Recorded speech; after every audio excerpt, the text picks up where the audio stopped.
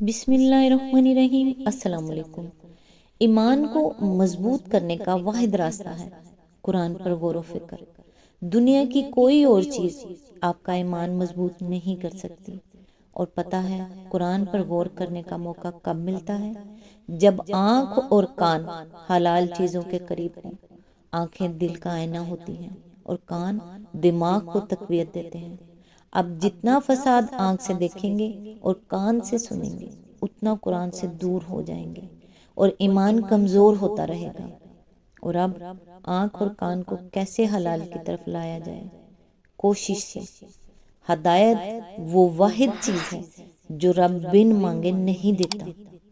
آپ کو کوشش کرنی پڑے گی، اپنی کاہلی اور بہانوں سے خود پیچھا چھوڑ کر قرآن کی طرف آئیں اور پھر ہی اللہ آپ کے لیے ایمان کا نور بڑھائے گا۔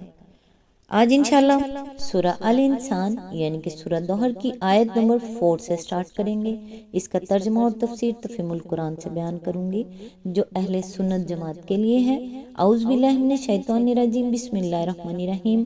کفر کرنے والوں کے لیے ہم نے زنجیریں اور توق اور بھڑکتی ہوئی آگ مہیا کر رکھی ہے۔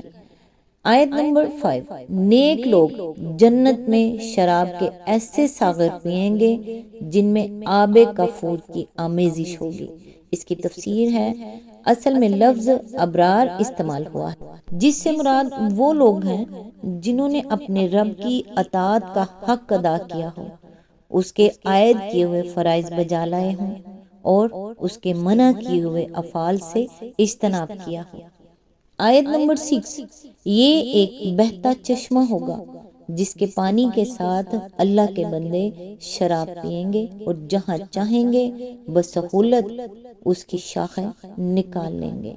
اس کی تفسیر ہے، یعنی وہ کافور ملا ہوا پانی نہ ہوگا بلکہ ایسا قدرتی چشمہ ہوگا جس کے پانی کی صفائی اور ٹھنڈک اور خوشبو کافور سے ملتی جلتی ہوگی۔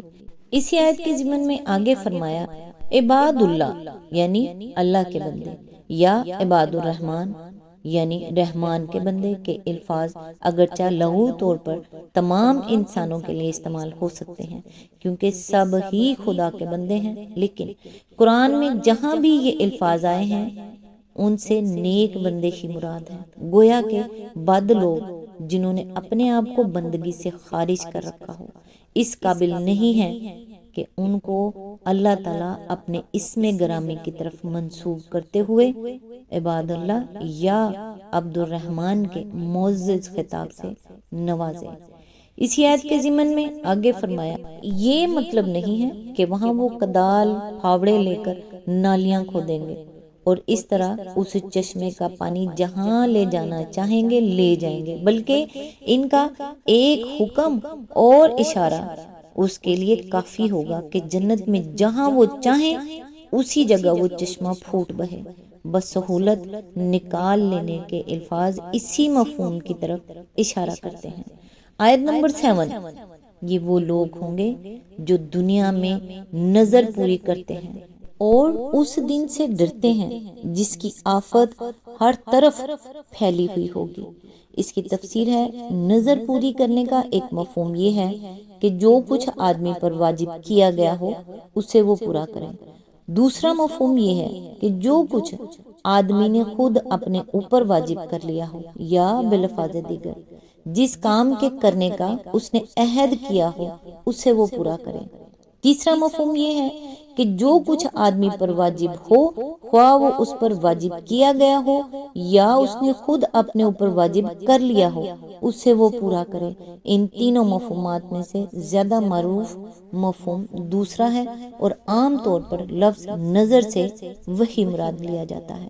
بہرحال یہاں ان لوگوں کی تعریف یا تو اس لحاظ سے کی گئی ہے کہ وہ اللہ تعالیٰ کے عائد کردہ واجبات کو پورا کرتے ہیں، یا اس لحاظ سے کی گئی ہے کہ وہ ایسے نیک لوگ ہیں کہ جو خیر اور بھلائی کے کام اللہ نے ان پر واجب نہیں کیے ہیں ان کو بھی انجام دینے کا جب وہ اللہ سے عہد کر لیتے ہیں تو اسے پورا کرتے ہیں، خدا کے ان واجبات کو ادا کرنے میں کسی قسم کی کوتاہی کریں جو اللہ نے ان پر عائد فرمائے ہیں۔ جہاں تک نظر کے احکام کا تعلق ہے ان کو مختصر طور پر ہم تفہیم القرآن جلد 1 سورہ بقرہ حاشیہ نمبر 310 میں بیان کر چکے ہیں، لیکن مناسب معلوم ہوتا ہے یہاں ان کو ذرا تفصیل کے ساتھ بیان کر دیا جائے تاکہ لوگ نظر کے معاملے میں جو غلطیاں کرتے ہیں یا جو غلط فہمیاں لوگوں میں پائی جاتی ہیں ان سے بچ سکیں اور نظر کے صحیح قواعد سے واقف ہو جائیں۔ نمبر 1، فقہا نے نظر کی 4 قسمیں بیان کی ہیں۔ ایک یہ کہ ایک آدمی اللہ سے یہ عہد کرے کہ وہ اس کی رضا کی خاطر فلاں نیک کام کرے گا۔ دوسرے یہ کہ وہ اس بات کی نظر مانے کہ اگر اللہ نے میری فلاں حاجت پوری کر دی تو میں شکرانے میں فلاں نیک کام کروں گا۔ ان دونوں قسم کی نظروں کو فقہا کی اصطلاح میں نظر تبرر یعنی نیکی کی نظر کہتے ہیں اور اس پر اتفاق ہے کہ اسے پورا کرنا واجب ہے۔ تیسرے یہ کہ آدمی کوئی ناجائز کام کرنے یا کوئی واجب کام نہ کرنے کا عہد کر لے۔ چوتھے یہ کہ آدمی کوئی مباح کام کرنے کو اپنے اوپر لازم کر لے یا کوئی مستحب کام نہ کرنے کا یا کوئی خلاف اولا کام کرنے کا عہد کر لے۔ ان دونوں قسموں کی نظروں کو فقہا کی اصطلاح میں نظر لجاج کہتے ہیں یعنی جہالت اور جھگڑالو پن اور ضد کی نظر کہتے ہیں۔ ان میں سے تیسری قسم کی نظر کے متعلق اتفاق ہے کہ وہ منعقد ہی نہیں ہوتی اور چوتھی قسم کے متعلق فقہا میں اختلاف ہے۔ بعض فقہا کہتے ہیں کہ اسے پورا کرنا چاہیے، بعض کہتے ہیں کہ قسم توڑنے کا کفارہ ادا کر دینا چاہیے اور بعض کہتے ہیں کہ آدمی کو اختیار ہے خواہ نظر پوری کر دے یا کفارہ ادا کر دے۔ شافعیوں اور مالکیوں کے نزدیک یہ نظر بھی سرے سے منعقد نہیں ہوتی اور حنفیوں کے نزدیک دونوں قسموں کی نظروں پر کفارہ لازم آتا ہے۔ آمدۃ القاری نمبر 2، متعدد احادیث سے معلوم ہوتا ہے کہ نبی صلی اللہ علیہ وآلہ وسلم نے ایسی نظر ماننے سے منع فرمایا ہے جو یہ سمجھتے ہوئے مانی جائے کہ اس سے تقدیر بدل جائے گی یا جس میں کوئی نیک کام اللہ کی رضا کے لیے بطور شکر کرنے کے بجائے آدمی اللہ تعالیٰ کو بطور معاوضہ یہ پیش کرے کہ آپ میرا یہ کام کر دیں تو میں آپ کے لیے فلاں نیک کام کر دوں گا۔ حدیث میں حضرت عبداللہ بن عمر کی روایت ہے کہ رسول اللہ صلی اللہ علیہ وآلہ وسلم ایک مرتبہ نظر ماننے سے منع کرنے لگے اور فرمانے لگے کہ وہ کسی ہونے والی چیز کو پھیر نہیں سکتی، البتہ اس کے ذریعے سے کچھ مال بخیل سے نکلوا لیا جاتا ہے۔ مسلم، ابو داؤد۔ حدیث کے آخری فقرے کا مطلب یہ ہے کہ بخیل یوں تو راہ خدا میں مال نکالنے والا نہ تھا، نظر کے ذریعے سے اس لالچ میں وہ کچھ خیرات کر دیتا ہے کہ شاید یہ معاوضہ قبول کر کے اللہ تعالیٰ اس کے لیے تقدیر بدل دے۔ دوسری روایت حضرت عبداللہ بن عمر سے یہ ہے کہ حضور صلی اللہ علیہ وآلہ وسلم نے فرمایا، نظر نہ کوئی کام پہلے کرا سکتی ہے نہ کسی ہوتے کام میں تاخیر کرا سکتی ہے، البتہ اس کے ذریعے سے کچھ مال بخیل کے ہاتھ سے نکلوا لیا جاتا ہے۔ بخاری و مسلم۔ ایک اور روایت میں وہ کہتے ہیں کہ حضور صلی اللہ علیہ وآلہ وسلم نے نظر ماننے سے منع کیا اور فرمایا کہ اس سے کوئی کام بنتا نہیں ہے، البتہ اس کے ذریعے سے کچھ مال بخیل سے نکلوا لیا جاتا ہے۔ بخاری و مسلم۔ تقریباً اسی مضمون کی متعدد روایت مسلم نے حضرت ابو ہریرہ سے نقل کی ہیں اور ایک روایت بخاری و مسلم دونوں نے نقل کی ہے جس میں وہ بیان کرتے ہیں کہ حضور صلی اللہ علیہ وآلہ وسلم نے فرمایا، در حقیقت نظر ابن آدم کو کوئی ایسی چیز نہیں دلوا سکتی جو اللہ نے اس کے لیے مقدر نہ فرمائی ہو، لیکن نظر ہوتی تقدیر کے مطابق ہی ہے کہ اس کے ذریعے سے تقدیر الہی وہ چیز بخیل کے پاس سے نکال لاتی ہے جسے وہ کسی اور طرح نکالنے والا نہ تھا۔ اسی مضمون پر مزید روشنی حضرت عبداللہ بن عمرو بن عاص کی اس روایت سے پڑتی ہے کہ حضور صلی اللہ علیہ وآلہ وسلم نے فرمایا کہ اصل نظر تو وہ ہے جس سے اللہ کی خوشنودی مقصود ہو۔ تحاوی۔